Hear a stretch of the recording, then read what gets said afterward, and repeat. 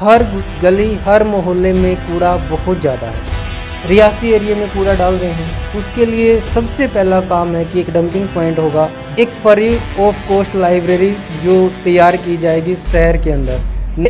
खेल का मैदान तो है गवर्नमेंट स्कूल के बैक साइड में, वहाँ पे लाइटिंग की व्यवस्था नहीं है, तो यहाँ पे बॉक्सिंग क्लब होगा बच्चों के लिए, जो कि वो भी नगर पालिका की साइड से तैयार करवाया जाएगा।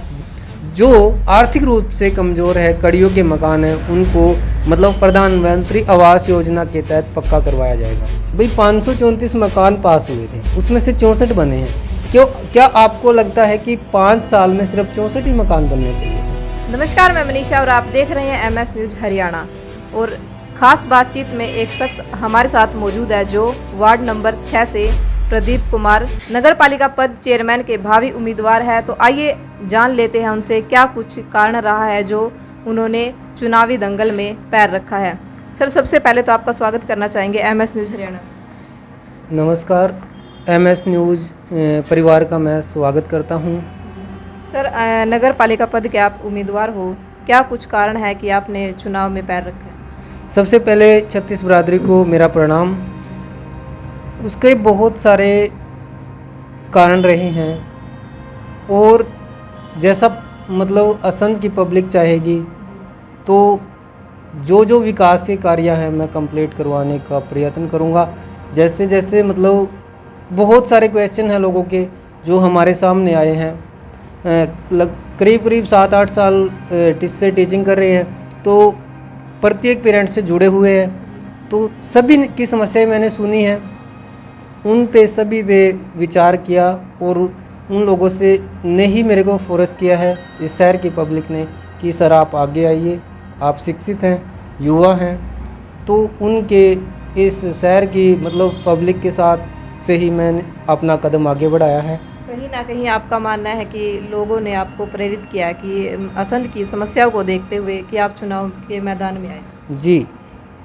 तो क्या सर, अगर असंध की जनता आपको चेयरमैन पद पर बिठा देती है तो क्या कुछ प्लान आप असंध के लिए करोगे? सबसे पहले जो प्लान है वो जैसे कि स्वच्छ भारत अभियान चला हुआ है, हमने देखा है कि हर गली हर मोहल्ले में कूड़ा बहुत ज़्यादा है, उसकी कोई मतलब एक स्थायी व्यवस्था नहीं है नगर पालिका की साइड से।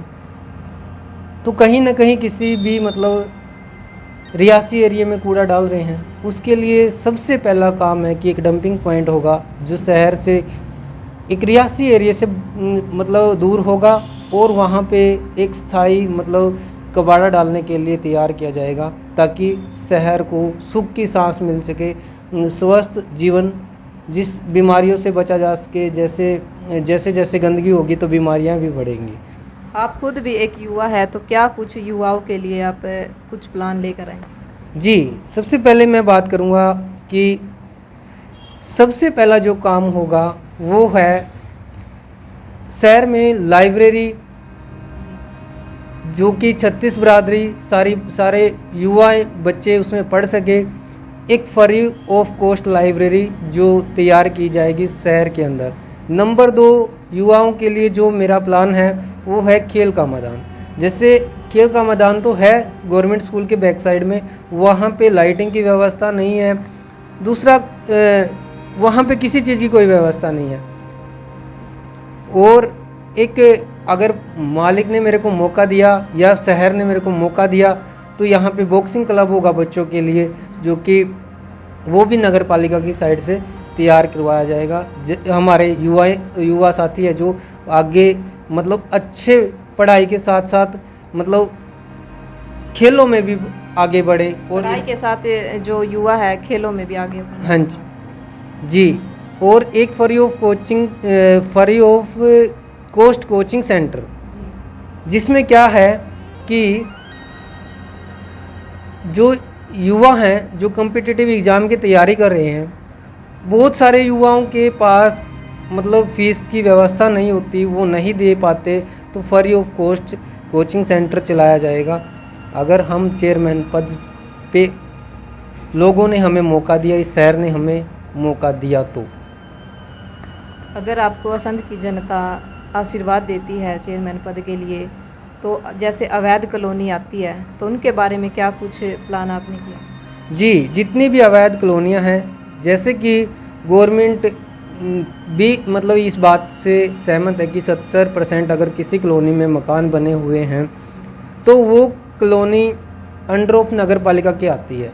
दूसरा, जो अंडर ऑफ बाईपास आती है वो कॉलोनियाँ वैसे ही मतलब अवैध नहीं होती, उनको मतलब वैध जिस तरह से ये कॉलोनी है जिनको अवैध माना गया है कि जो सरकारी लाभ है वो उनको नहीं मिल पाता है, काफ़ी समय से जो लोग रह रहे हैं उनके मालिक नहीं है वो, तो उसके लिए क्या कुछ करोगे आप? जी, जैसे प्रधानमंत्री आवास योजना है, उसमें क्या हुआ है पिछले 5 साल से, मैं एक आपको इस चैनल के माध्यम से बताता हूँ कुछ बातें कि 534 मकान नगर पालिका ने पास किए थे, जिसमें से 12 की फाइल रिजेक्ट होगी किसी कारणवश डॉक्यूमेंट की कमी के वजह से। तो जो बकाया मकान बने हैं उसमें से आज तक 64 घरों पे ही छत आई है, उसमें से भी बहुत लोगों के पैसे पेंडिंग पड़े हैं 2017 से अब तक। मतलब बहुत सारे लोग मेरे पास आते हैं कि सर इसका क्या समाधान करें।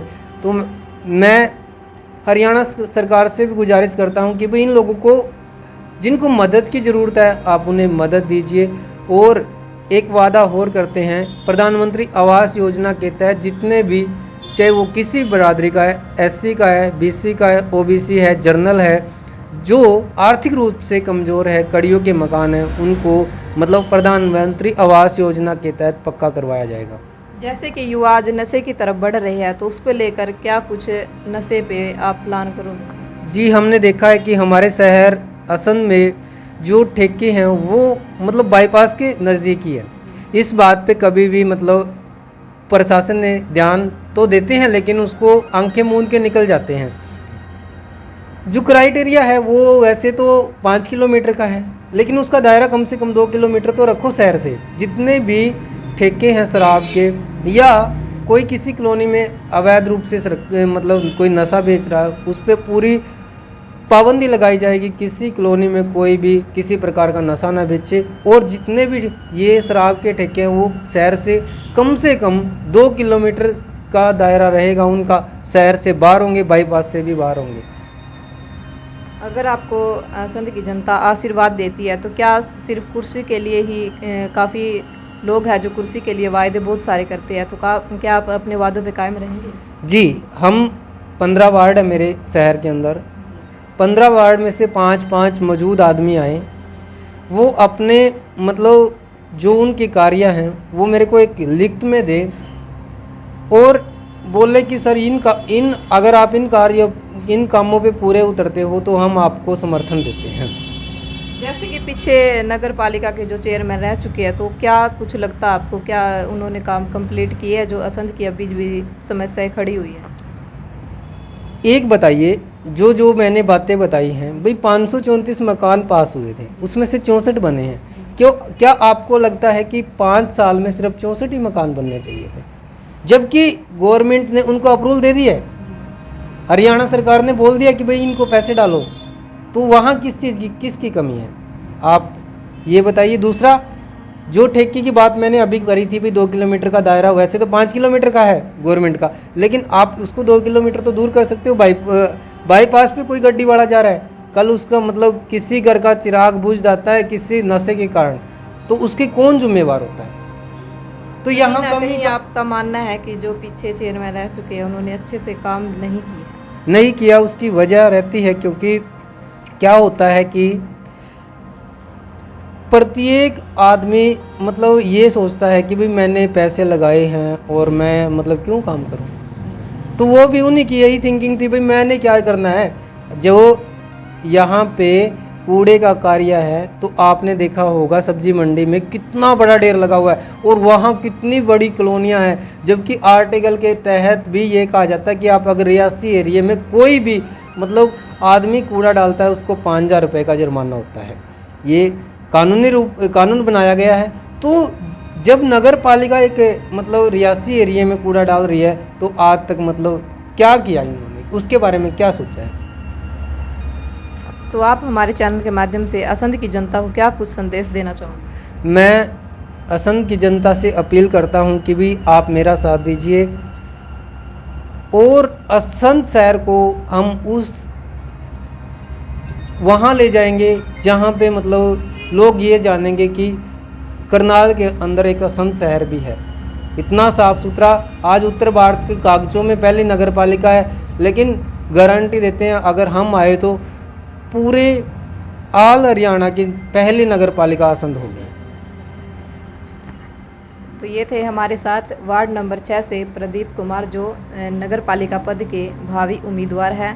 जल्द मिलते हैं कुछ और तस्वीरों के साथ, तब तक बने रहिए हमारे साथ और देखते रहिए MS न्यूज़ हरियाणा।